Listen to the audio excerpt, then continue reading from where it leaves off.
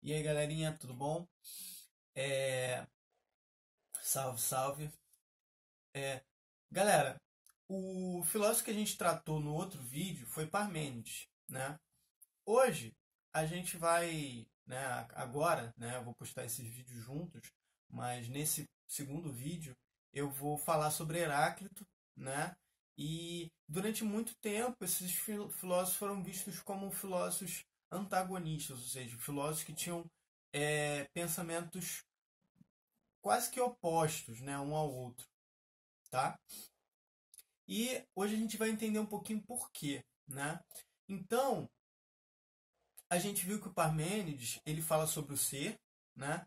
Eu comentei com vocês que ele não dá muita clareza, né, a respeito do que ele está falando, né? Ele só fica refletindo sobre o ser e falando sobre o ser, né? Se a gente for parar para olhar, o pensamento dele faz sentido, mas apesar de fazer sentido, a gente não entende muito bem o que ele está chamando de ser, né?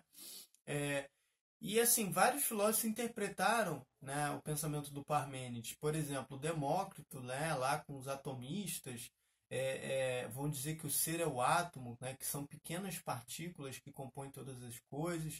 Né? E essa sacada foi a sacada que depois, né, deu origem ao campo, né, que é a química, né, esse insight que tiveram a respeito das partículas, né, dos átomos. E isso tudo teve origem com o pensamento do Parmênides, né? É, Platão vai dizer que o ser é o pensamento, né? A ideia, né? No caso, que é o objeto de conhecimento. Então, quando eu busco conhecer uma ideia, né? E se eu consigo entender essa ideia, eu entendi o ser, né? E uma das interpretações, né, foi essa, né, por exemplo, o ser da justiça, né? A justiça é algo único, né, imutável, imóvel, e quando eu entendo o que é a justiça, eu entendo a ideia de justiça, né, eu alcancei o conhecimento a respeito disso, né? É essa interpretação que o Platão vai ter do ser de Parmênides. Então, Parmênides foi um filósofo muito importante, né? Mas só para lembrar, para comparar com Heráclito, né? O Parmênides dizia que o ser é imutável, imóvel, né? Único, indestrutível, indivisível, né? Então, ele fala que o ser é algo imutável, né? Ele é agora, ele foi, é e sempre será da mesma forma. Enquanto Heráclito, né, ele vai falar, o Heráclito tem frases muito famosas, né, ele vai falar coisas do tipo, né, no mesmo rio não se pode banhar-se mais de uma vez, né. Outra frase a respeito do rio, né, ele vai falar o seguinte: no mesmo rio estamos e não estamos, somos e não somos. O que vocês acham que essas frases significam, né? Se vocês quiserem parar para pensar, dá um pause aí no vídeo, tenta entender, né? E ver se o que eu vou falar agora tem a ver com o que vocês, com a conclusão que vocês chegaram. Eu vou repetir: no mesmo rio estamos e não estamos, somos e não somos. Não se pode banhar-se mais de uma vez no mesmo rio. E aí, o que vocês acham que isso significa? É, O Heráclito ele foi conhecido como o filósofo do devir, né? Ou seja, do movimento. Né? Devir significa por vir, ou o que está vindo, né? O que está modificando-se. Né? Por isso, filósofo do devir. Né? A interpretação mais comum que se dá a esses argumentos aí, essas frases aí que falam do rio, são as seguintes, né? É, é, que quando você entra uma vez no rio, né? Se você sair, quando você voltar, além de você não ser mais o mesmo, né? Porque a gente está mudando o tempo todo, o rio também está correndo, né? E, e, e o rio também está mudando o tempo todo, né? E daí a gente pega essa ideia do somos e não somos, estamos e não estamos, por quê? Né? No mesmo rio, somos e não somos, estamos e não estamos. Porque dentro do rio a gente está mudando e o rio está mudando também, né? Então é um pouco essa ideia, né? Não sei se vocês repararam, mas o Parmênides ele faz a distinção entre ser e não ser, né? Ele fala que o que é não pode se confundir, né, com o que não é, são coisas distintas, e nem do não ser pode gerar o ser, e nem do ser pode gerar o não ser, né? O Parmênides afirma isso. E o Heráclito ele faz justamente o oposto, né? Ele fala: no mesmo rio estamos e não estamos, somos e não somos. Então, assim, é algo bem diferente, né? E provavelmente, nessa interpretação mais comum, quando o Heráclito funde ser e não ser, ele está querendo exprimir, né? Colocar essa questão do movimento. Já que a gente está se movimentando, mudando o tempo todo, a gente é o que a gente está se tornando e é também de alguma forma o que a gente está deixando de ser, né? O que a gente foi.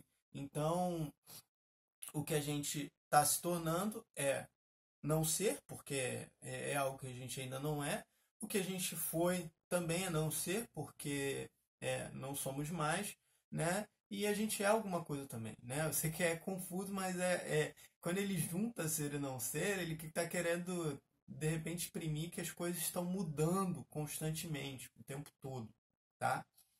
E tem algumas ideias do Heráclito que são estranhas se a gente for tomar elas como literais. Por exemplo, o Heráclito ele fala que a guerra é pai de todas as coisas. Como assim a guerra é pai de todas as coisas? Né? A guerra parece destruir, né? A guerra nos lembra a morte e não vida, né? Porque pai, né, representa vida, né? Geração, você criou alguma coisa. E quando ele fala que guerra é pai de todas as coisas, a gente fica meio assim, tipo, o que esse cara está querendo falar com isso, né? É algo meio estranho. E outra ideia também do Heráclito é ele falar que o fogo é o princípio de todas as coisas. Aí você pensa, fogo? Princípio de todas as coisas? Como assim? Né?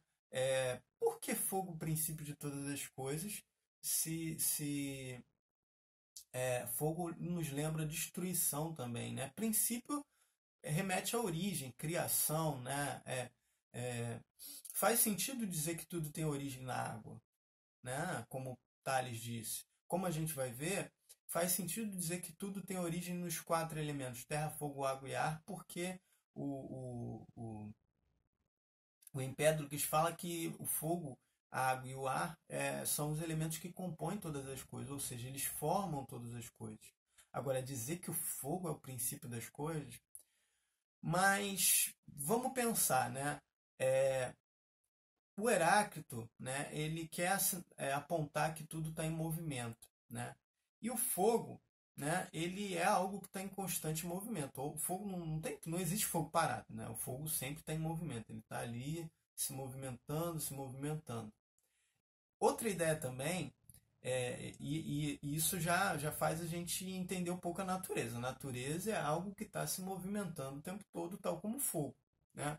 Então, ele deve estar querendo falar isso de forma metafórica. Ele não quer dizer literalmente que o fogo é o princípio de todas as coisas, mas sim que entendendo o fogo, né, como o símbolo, né, do que é a natureza, né, o fogo representando a natureza como algo que está em constante movimento, tá? Outra coisa também é que o fogo ele precisa de algo, né, para se manter vivo. Ele precisa consumir algo para se manter vivo. O fogo sempre precisa de algo para se manter vivo. E a natureza também é assim. Na natureza, as coisas estão se autoconsumindo para se manter vivas, né? Então, por exemplo, para a gente se manter vivo, a gente tem que se alimentar. A gente tem que comer algo, né? A gente tem que comer um animal, a gente tem que comer um vegetal, né? Pelo menos vegetal, tem gente que não come animal, mas tudo bem. Mas a gente tem que comer alguma coisa para se manter vivo, né? É, Quando a gente morrer, né, a própria natureza vai nos consumir, a gente vai o nosso destino natural seria a Terra, né? E a maioria das pessoas, quando morrem, são enterradas. Então, a gente vai servir de adubo, no fim das contas, para uma planta, para alguma coisa. A gente vai servir de alimentos para micro-organismos que estão ali no solo. Então, a natureza se autoconsome para se manter viva, tal como o fogo, né? Então, a guerra, o confronto também tem a ver com isso, né? O Heráclito ele fala que a natureza ela funciona com opostos, a tensão de opostos, né? Opostos lutando para se manter algo vivo ali, né? Então, tudo na natureza se dá por alternâncias, né? De, por exemplo, vida e morte, dia e noite, né? É, é, é, quente, frio. Então, esse ciclo das coisas, né? Esses opostos que vão ali tentando alcançar é, é, um, alcançar uma efetividade, né? Conseguir permanecer vivo, né? O oposto está tentando permanecer e o outro também. Então eles ficam se alternando ali, disputando sempre, e esse movimento vai fazendo com que as coisas se mantenham vivas. Então o nosso movimento, por exemplo, para se manter vivo gera, consome coisas da natureza e a própria natureza vai nos consumir quando a gente não conseguir mais se manter vivo. Então, são ideias muito interessantes, né? Então, assim, para fechar as ideias do Heráclito, né, a gente tem os argumentos do rio, né? No mesmo rio somos e não somos, estamos e não estamos. Não se pode banhar duas vezes no mesmo rio. É, é, que remetem à questão do movimento. Ele fala que o princípio da natureza é o fogo, né? E isso provavelmente, né, quer dizer que tudo está na natureza, está em movimento, e que a natureza de alguma forma se autoconsome para se manter viva, né? Ele fala que a guerra é o pai de todas as coisas e também que tudo na natureza se dá através do conflito, da tensão entre forças opostas, né? Isso é fundamental para que as coisas se mantenham na natureza, tá bom?